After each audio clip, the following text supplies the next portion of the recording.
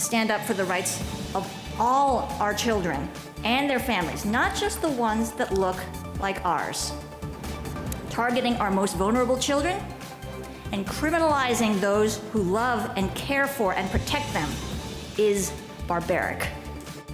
An impassioned debate in the Senate over a bill that will prohibit transgender girls from participating in girls' sports. Good evening and welcome to Lawmakers on this Legislative Day 20, the halfway mark of the 40-day legislative session. I'm Donna Lowry. More on Senate Bill 435, the transgender sports bill, in just a moment. We're going to spend time on other proposed education legislation in today's show. A closer look at what some call the school choice and others call the school voucher bill. It's had some momentum in recent weeks, but now it's not likely to move through the Georgia House. The bill's author joins us on the show. We're also going to talk about the state's complicated education funding formula, QBE, the Quality Basic Education Act. One lawmaker wants to kickstart a pilot program to make some changes. Another legislator wants to take a closer look at the contracts for educators and other public school employees under the state health benefit plan. But we start with the busy day at the Capitol, where both chambers looked at a lot of bills. Our correspondent Brenda Waters brings us up to date. Hi, Brenda. Hey, Donna. You know, it's hump day for the 40th legislative session. We are halfway through, but things are certainly not slowing down. An impassioned debate in the Senate today. At stake was a bill that would keep transgender athletes from participating in girls' sports. It is our responsibility as legislators and as adults with common sense to resolve this issue and ensure that the girls, Georgia's girls, aren't robbed of time on the field, a chance for character building, athletic accomplishments, and invaluable scholarships. Forcing girls to play against biological boys inhibits the ability of young girls in the state of Georgia to win competitions, receive scholarships, and achieve the highest level of success in their sport. As an elected official, it is my responsibility to care for the well-being of all our children in our community, and that includes trans, non-binary, and gender non-conforming youth. They are our kids too. And without any adequate scientific or social evidence to support this type of state-sanctioned cruelty, I cannot support this piece of legislation, and neither should you. It also included a personal plea from a senator with firsthand experience with this. I'm the mother of a trans child. And it's hard to stand up here and say that because it hurts. It really, really hurts. I just want this to stop because this feels premature and this feels judgmental. This is an issue that it's new. I mean, it's been around for a long time, but we're dealing with it in a new way. And we don't understand it. So let's not move so fast. Democrats also put forward a minority report and questioned the bill's legality. This bill basically allows parents and families to sue schools based on supposition, rumors, inference, and not based on guesswork, and so any sort of reality. That's right. So it further, not only just children who are transgender, but anyone who doesn't fit like the very, formulaic view or body type of what's more stereotypically associated with their gender could come under some scrutiny as well. The bill passed 34-22. Another redistricting map was introduced on the Senate floor, and another controversy over its boundaries. This time it's for the Public Service Commissioner's map. The map's constitutional, and as I said, otherwise, this map meets all the requirements. And I'll also say this, this is also the product of the folks that serve on the Public Service Commission. They are pleased with this map, and had a hand in the drafting of it. An amendment to SB 472 was introduced by Democrats, specifying that only voters from each district would be allowed to elect their commissioner instead of being statewide. They claim that African American and other minority voices are being silenced by the proposed map and statewide elections. The people that are impacted the most by the PSC's decision in terms of the rates that they have to pay with respect to power, they are communities of color in this state. They deserve the opportunity to be represented. Senator John Kennedy says that Governor Roy Barnes, a Democrat, instigated the statewide elections for a reason. We don't need regionalism. We don't need district fights about what the statewide public policy ought to be, such as the energy source for the state of Georgia for the next 50 years. After a failed attempt to table the bill and the amendment failed to pass, SB 472 was passed 33-21 along party lines. Afterward, a request was made to reconsider the bill. Also up for a vote, two much-debated House bills dealing with Cobb County's redistricting maps for the Board of Education and the Board of Commissioners. Both bills were passed along party lines. But the Russian invasion in Ukraine was on the minds of legislators in the House. This mass assault by air, land, and sea is the biggest attack by one state against another in Europe since World War II. We're going to begin our day with scripture reading and prayer here in a moment, but I feel compelled to ask all of us today when we get to the prayer to remember the people of Ukraine. It's a very scary time, and I know they're kind of caught in the right in the target, so let's remember them in our prayer. Mr. Speaker, ladies and gentlemen of the House, I just would I wanted to stand today and stay far, far, far from politics and just ask folks to rise and have a moment of silence for the human cost that's being exacted in the Ukraine. It's a very complex circumstance. I just hope we can have peace, hope we can have justice. On a happier note, it was a good day in the House for a representative who got his first bill passed today. Representative Brad Thomas presented HB 1215, a charter school bill. He was very nervous, but got support with a side of teasing from fellow legislators. I tried not to tip off everybody that this is my first bill, but we'll go ahead and get that out of the way. So, I'm very proud. It's funny, I got butterflies in my stomach. I think the last time that happened to me was when I met my wife. So, whew, all right. Okay. You get to go home tonight and tell her you violated the rules of the House by not being recognized where you got in the well. Representative Thomas's bill passed 113-45. Thomas was sworn in January 2021. Donna, I told him that it's also my second year here. That's my Capitol Reports. Back to you. That's right, Brenda, and we should be teasing you, and we do. Okay. Yes, you do. Yes.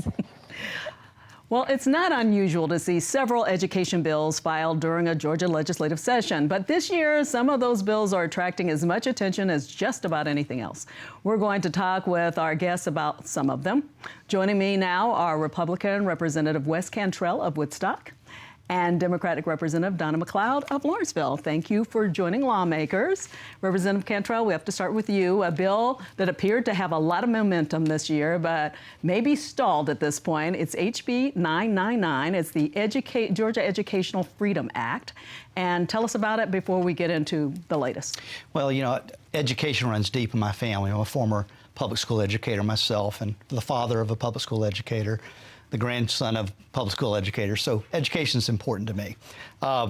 So what this bill does is it basically says, you know, our public schools are doing a great job for the most part, but there's always going to be a small percentage of kids who don't do well in the traditional classroom setting. So this would provide them an option for their families to find maybe an educational path that would work better for them. And that's really the heart of the bill. Yeah, so it's called the Promise Scholarship, and it would provide for $6,000 to go for tuition at a private school. Talk about that. Not just tuition. Okay. A lot of our special needs families don't have an option of a private school that really meets their needs. So this money would be used for any pre-approved educational purposes. So for a special needs family, it could be therapies, it could be a tutor, it could be online, it could be textbooks. It gives a lot of flexibility to families that have unusual circumstances. It could also be used for private school tuition, and that's a good answer for a lot of families, but it's not an answer for everyone. So we know things changed with this bill a few days ago after a pro-school choice group, the American Federation for Children, sent conservative Georgia voters a flyer connecting more than a dozen lawmakers to the, quote, radical left. And you posted on Twitter that what the group did was wrong. You didn't know anything about it, you said, and it was an incredibly stupid idea. And then Speaker Ralston told the AJC it was a deceitful attack. Yeah. So it's very, explain all of that. Well, it really speaks to, if you want to advocate for your policy position, whatever it might be, you really need to know what you're doing. And you need to know the people you're trying to persuade. And unfortunately, this group went rogue and decided to use a tactic that they thought would be an effective way, and it actually backfired. It accomplished exactly the opposite of what they hoped to accomplish. But I will say, in fairness, just because you had a couple of lobbyists that went rogue and did something ridiculous, Georgia's families and students shouldn't suffer as a result of the actions of two people. And that's what happened. Georgia's families are going to suffer because two people decided to use a tactic that's very inappropriate and wrong. Let's explain briefly. It was a flyer that had some Democrats on it, right, and kind of tied them to to some lawmakers. It did. Basically what it did was it had a picture of the lawmaker and put them on the same page with some very famous Democrat leaders. And the text of the flyer wasn't that bad, but the old phrase, a picture's worth 1,000 words. A lot of people don't look at the text, but the text basically said, urge your representative not to stand with the liberal leaders and to do what's right by Georgia's families. But it was beyond the pale ridiculous. They shouldn't have done it, and it backfired as I could have told them it would have if they'd asked me. Okay, so may not get much momentum this time. We'll see. It's never over till it's over. All right, Representative McLeod, you have a bill dealing with QBE, and before we talk about it, here's what it is. And it's confusing, but at a basic level, QBE is the Quality Basic Education Act. It's the complicated formula for funding Georgia's public schools that became a law in 1985, and it uses the total number of students enrolled in schools to determine things such as salaries and other school expenses. That's really breaking it down. That's breaking it down. You were on a committee a few years ago, 2015, that looked at this. Tell us what you came up with. So actually, I didn't start the Georgia legislature till 2019, but what we came in, I actually, during the budget process in 2019, our schools in Gwinnett County came to us and was asking for additional money for cafeteria workers and for school bus drivers. And when they asked for the money, I asked them, I don't understand, I thought we fully funded, because at that time they were already saying it was fully funded. And he said, no, we're not. So I went to the chairman and I said, listen, our school's asking for some more money. It so happened that ended up asking some more question and found out there was a study done in 2015. It was sitting on the shelf in Legislative Council. And my staff and I took the study and actually broke it down. And that's how we created HB 71. Because although I think it's misleading, just like the names of some of these bills are very misleading. They sound really flowery, but they aren't what they seem to be. It's the same issue. When we looked at the formula, it wasn't doing what was needed, and so we did this bill. And again, saying it was fully funded is not true. It's misleading. It's fully funded at the 1985 standard. We're in 2022. And Gwinnett County schools do not look like 1985. I can assure everyone that's listening out there, it does not. And we are at 1 million people. I think back in 1985, I think our schools probably had in Gwinnett County maybe close to maybe 175,000 people total. And so to compare the two, we have to look at this formula. I know it's going to be difficult, but this pilot program allows for us to look at about 6 schools and actually look at breaking down disability, English as a second language, kids that are below the poverty line, because we cannot keep taking away from public schools and expect that it is going to be fixed. We have to fix public schools. And because the majority of our children are educated there, we have to invest in it. And this is unacceptable for us to continue the school-to-prison pipeline because our kids are not reading by grade 3. Okay, it's a big lift. But the other thing you have is something dealing with, you want to get rid of the money spent on private prisons. Talk about that. You have a few minutes. I do. Because, again, we know that there's been lots of studies that if kids aren't reading by grade 3, that increases the school-to-prison pipeline. $127 million of tax dollars being used to basically fund private prisons. If you want to be private, that's on you. But when it comes to public money, that money could be used to make sure our schools do better. And we should not be diverting monies from our kids at all, period. Okay, I've got to say it, neither one of you will be here the next year. You're not running for the same position. You are, you've had a lot of momentum this this session, though. How's it feel for you coming out? I tell people it's like when you're a senior in high school.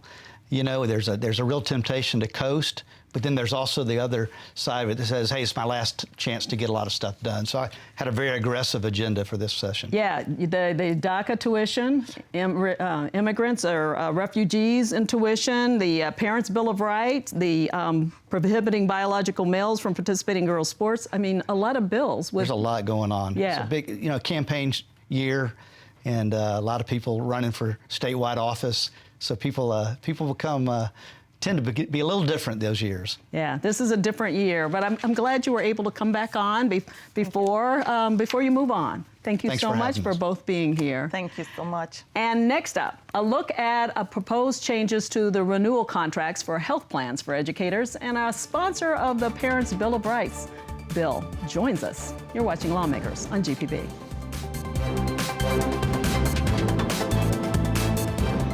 Cigna is a proud partner of Georgia Public Broadcasting and Georgia Lawmakers. Cigna's mission is to improve the health, well-being, and peace of mind of those we serve.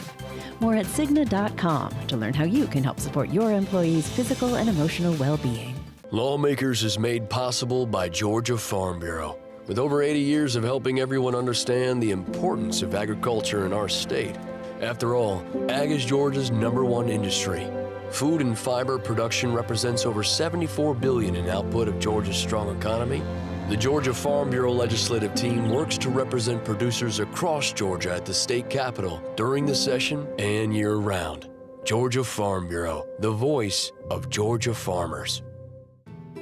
Georgia Humanities, connecting people and communities across Georgia to encourage conversation, education, and understanding.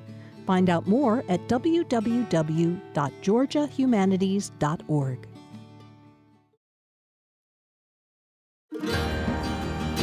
We are the Southern Environmental Law Center. At SELC, we not only take on the toughest environmental challenges, we win, forcing the removal of more than 250 million tons of toxic coal ash, defeating repeated attempts to bring offshore drilling to our coasts, and securing clean air and water protections for communities across our region. Your most powerful environmental defender is rooted right here in the South.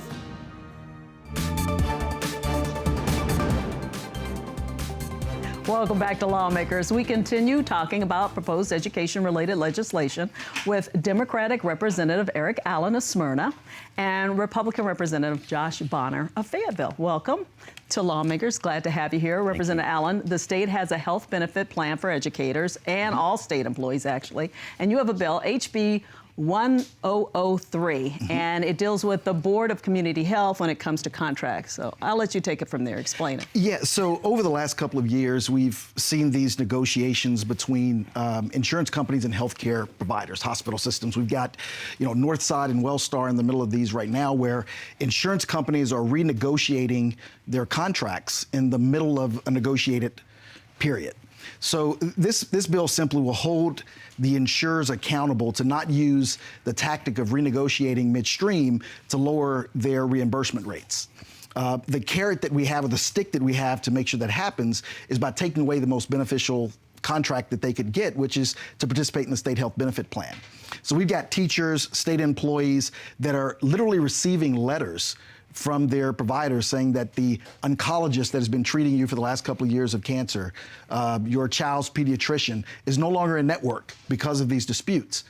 I think we need to do better by protecting our state employees, our teachers, and really all Georgians from being held in the middle of these negotiations, almost being held in a captive situation, and this bill does that. Okay, we'll hear more about it in just a moment. I want to turn to you, Representative Bonner, and let's talk a little bit about, you're one of the governor's floor leaders. Yes. And you're sponsoring HB 1178, and that's something he's pushed for, and it's this Parents' Bill of Rights. So tell us what it is and why you think it's needed. Sure. Well, as you mentioned, it's a part of Governor Kemp's agenda, one of the primary agenda items for this session. But the Parents' Bill of Rights is really about transparency, and it's a bill meant to pull together a lot of the various things that are being done right now throughout Georgia, but they're primarily being done via rule or local policy. And what we're doing is pulling together all those things and codifying the rights of parents that we know currently exist, primarily to determine the education of their child. So what this does is provide a framework for which parents, and it's uniform across the state, and it provides a framework so that parents can make a request to their school and find out exactly what their kids are being taught. So what rights would it give parents? Well, essentially, it just puts into black letter law the rights that they already have, primarily to be responsible for the education of their children, to put them in the schools which they choose, whether it's public, private, or religious, as well as to get the information that's being taught to their kids and have availability of whatever records that the school may have. Yeah, I know it deals with transparency too, and that's Correct. a big part of it. Correct. Also, parents could opt out of having their kids in sex education classes. That's correct. Which currently exists. This just pulls a lot of those things together, but it allows them to opt out of that. Also allows them to opt out of having their photograph taken, videos, things like that, with the exception that it still does not apply to things like security cameras, cameras on the buses, things like that that are meant to be for protection of the students. Yeah, and as you mentioned, that the critics say that some of this stuff already exists in either state law or federal law. So why put it into a bill like this? Why do it this way? Sure. So what this does is it's kind of one-stop shopping for our parents. And what it does is take a lot of things that are currently in code, throughout code, and brings them into one place, and then also codifies those things which are currently done by rule, not law, throughout the state. Yeah, the other thing is the parents are feeling, we talked about all these education bills, and the feeling is that's a lot on teachers. There's bogging down school systems as a whole with more responsibilities. How do you answer that? So what this bill does not add any additional work to a teacher. It simply takes what they're already doing and makes it available upon request. So what it does, in addition to adding that layer of transparency, I think what it does is it starts to rebuild that trust that we may have taken a hit during this pandemic. And the more trust we have, I think the better off we'll be in the classroom, because those parents will have a better relationship with the teachers. The teachers will have a better relationship with the parents, and it'll make for a much better educational experience. Yeah, well, schools are always saying we want teachers to be parents to be more involved. I guess this is asking them. I wondered whether you have an opinion on this. You know, my mother, a retired teacher, taught 31 years in the same school. I think that the relationship she built pouring into that community with parents and was solid enough and didn't need legislative interference. You know, we have a extreme challenge recruiting and retaining teachers in Georgia, and I just have a fear that this may make that a little bit more difficult. You know, there are some things in the bill that allow parents to challenge or really confront the curricula and the things being taught, which could be a mechanism of having a teacher more retreat back and not be their full self and give the experience that our students need. So I just have a concern that it may just be less helpful than we think it's going to be. Yeah, so what do you say about that? Recruiting, we've seen that, you know, especially after this pandemic, so many teachers have left the profession, and there's fewer, we're hearing, going into college thinking about being teachers. So recruitment and retention. Right. Really. Absolutely. I mean, of course, you could use that same argument for any industry that we've got in the state of Georgia, correct? But what I would submit is that by adding that level of transparency, which I would agree occurs in probably 80 to 90% of our schools right now, but making that uniform across the board, that level of transparency leads to more trust. More trust leads to more parental involvement. Then that creates a much better environment for that teacher to teach in. I would submit that the more that our parents get to know our teachers, and the more our teachers get to know not only our parents, but the background for where an experience for those kids are coming from, I think that will help to guide some of the lesson plans, and a lot of these other issues I think will go away if we can get to that level of trust that we need to be. Yeah, so the Senate's version of this passed earlier this week. It did. It passed out of the Senate. We have that same version, the same language in the House that just came out of the Education Committee yesterday, and we'll go to Rules Committee this coming Monday and hopefully get a vote on the floor next week. Yeah, you're feeling pretty good about it. It falls in line with a lot of the different education things we're talking about. It certainly does. This was a bill that was crafted in conjunction with educators, with parents, with the stakeholders in this process, and so we feel that we've got a good chance to get a lot of good bipartisan support and get it through. Okay. I wanted to ask you a little bit more about your bill in terms of where do you think it's going to go? How much chance do you think you have? Well, we as you said, we're day 20, so the days are getting shorter, but it's already been heard in subcommittee, insurance subcommittee. I'm hoping to get a full committee vote here soon before crossover day, and we hopefully it moves. It has a lot of support from our insurance, our hospital systems, from different advocates. So I think that there's some momentum. Something has to be done. Otherwise, this is going to continue to be a tactic that's used to really impact and hurt Georgians who are looking for good health care. Yeah, what are you hearing from teachers and state employees on this? They're frustrated. Like I said, it's very difficult in the middle of a treatment to get a letter from your insurance carrier saying that you're no longer going to be covered at the rate that you were. So now that's going to be a higher out-of-pocket cost. And we've got to make sure that we're holding everyone accountable to the agreements that they signed.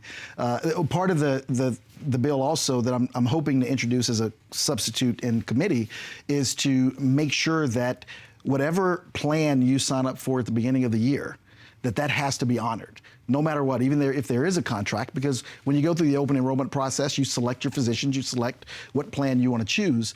I think we need to make sure that insurance companies are held accountable to make sure that they provide that service throughout that plan year. Okay, so we talked about it halfway through. How are you guys feeling? Does it feel like a halfway point at this point? It's been exhausting. I don't know if it feels like it's been longer than halfway. Really? Yeah. What do you think? Yeah, if we keep up the same pace, it's going to be trying. We're all going to be ready for vacation come April 5th. Yeah. So it's been a lot, and as I said, education's been a big part of all of this. Do you feel that in the end, that parents and teachers are going to feel good about it? I mean, we know that the budget certainly is providing for education in a way that it hasn't in a while. Well, I do think that the number of bills and the focus that we've had really highlights the importance of education in our state. Not only is it over half of our budget, but it is such an important issue, even as Representative McLeod pointed out earlier. If we don't get some of these things right at these early ages, then it's going to continue to impact our state for generations. So we've got to get it right, and I think we have a good shot at getting there. Yeah, you're feeling good about it. Yeah. Okay. Well, I want to thank you both for being here. Thank you. 20 more days to go. We'll get there till April 4th. I want to thank you, too, for joining us tonight for Lawmakers. You can join the conversation on Facebook and Twitter at GPB News using the hashtag GPB Lawmakers. Also, don't forget to tune in tomorrow at 9 a.m. on your GPB station for Political Rewind, hosted by Bill Nigut. We'll see you again on Monday for Legislative Day 21. We're winding down. Have a good night.